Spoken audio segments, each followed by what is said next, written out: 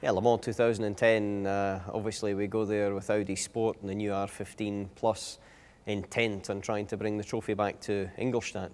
You know, in 2009, we kind of got beaten, to say the least. And it was the first defeat since 2003 for Audi. So they've only been beaten twice in this century. And so in that side of things, it was not a shock to the system, because we always knew that it was unlikely that string of success was just going to continue indefinitely. But it refocused everybody's attentions onto the fact that we've got to be 100% if we're going to win this big race again. It's a colossal amount of driving in 24 hours, even with 3 guys on the team. How do you maintain concentration in the car, and how do you switch off when you're out of the car? Now in Le Mans, we're generally running 3+ hours in the car at any one time.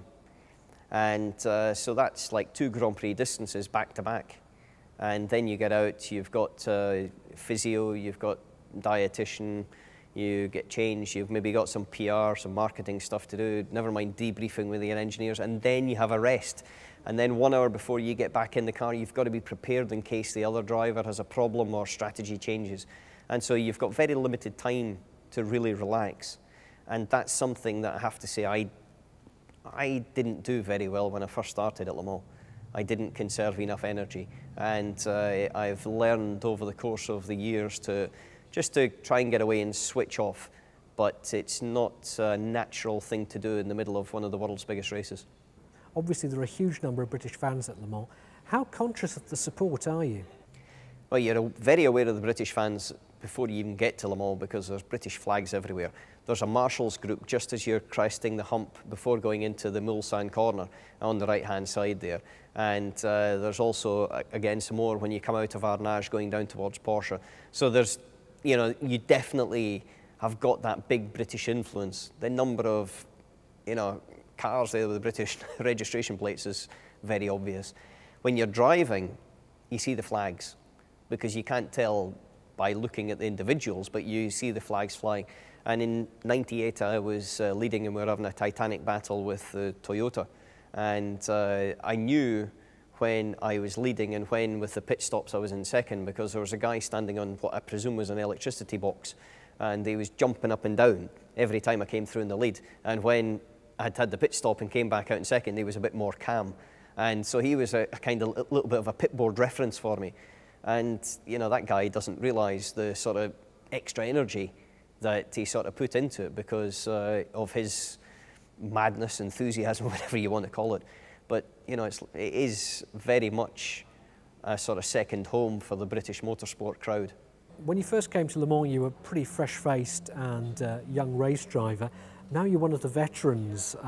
How does that feel, being a sort of elder statesman? I don't know.